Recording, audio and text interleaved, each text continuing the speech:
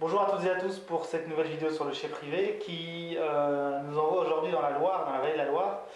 Et la vente démarrera demain donc, avec le château de Coulaines, en compagnie du domaine Philippe Allier et du domaine de la chevalerie, donc principalement sur le Cabernet Franc, cépage noir de la vallée de la Loire, qu'on trouve également à Bordeaux.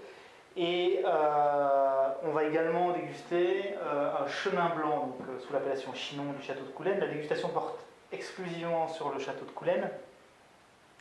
La proportion de rouge évidemment dans cette appellation est ultra dominante puisqu'il y a plus de 95%, voire plus de 98% de vin rouge.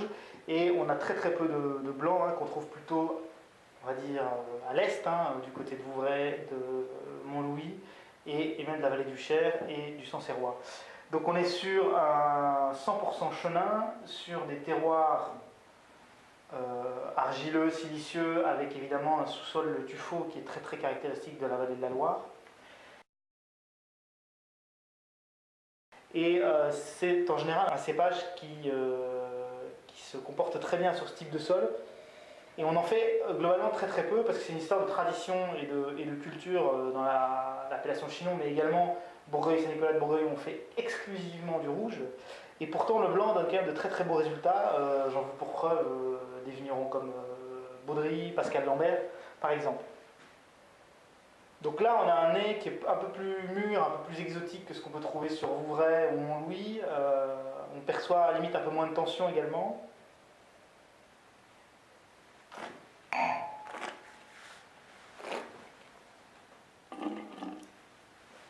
Et puis en bouche, on a un vin qui est quand même très agréable, avec une belle acidité, mais pas trop non plus, donc un joli gras.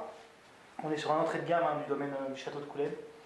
Alors on va passer sur le rouge avec deux cuvées très différentes, pour symboliser un peu ce qui se fait dans cette région. Donc des cuvées de fruits, on est essentiellement sur des sols peu pentus, en bas de coteaux. On est sur des terroirs, argilo-calcaires essentiellement. Alors que là, sur les Picasses, qui est un terroir très connu de Chinon, on va effectivement être aussi sur des argilo-calcaires, mais également avec des proportions de gras intéressantes, qui permettent une meilleure filtration de l'eau et qui permettent du coup de faciliter la maturation du Cabernet Franc.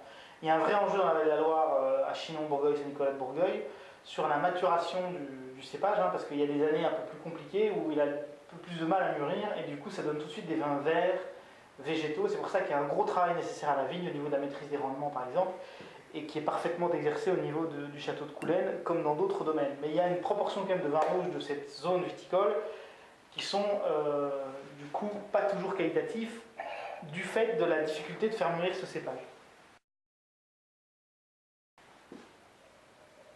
Donc là, on est vraiment sur le fruit, avec des notes un peu florales, la pivoine par exemple. Et après, on est sur des fruits noirs, fruits rouges. C'est un nez assez simple, qui se veut d'ailleurs assez simple, assez accessible. On est sur le millésime 2012, qui est un millésime assez concentré, assez pauvre en volume également.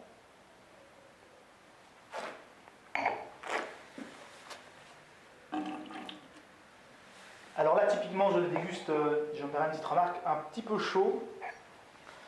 Donc surtout sur ces vins de fruits entrée de gamme à Chinon, il ne faut pas hésiter de les servir à 14-15 degrés. Donc on passe sur un terroir un peu plus complexe, avec des graves. Et on va tout de suite sentir la différence.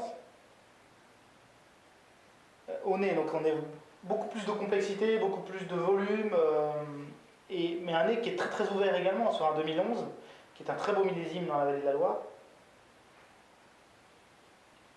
Voilà, donc on sent les fruits noirs, un peu plus de puissance, un peu plus de structure, mais quand même un nez agréablement accessible.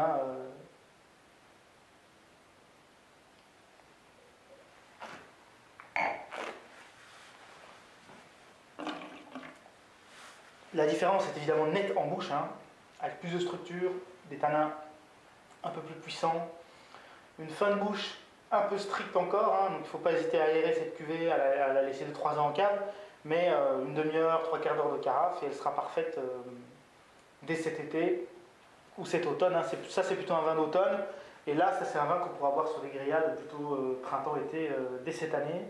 Et ça c'est un vin que vous pourrez associer sur le blanc, sur des apéritifs ou sur des entrées de poissons. Voilà. A très bientôt pour une nouvelle vidéo sur le chai privé.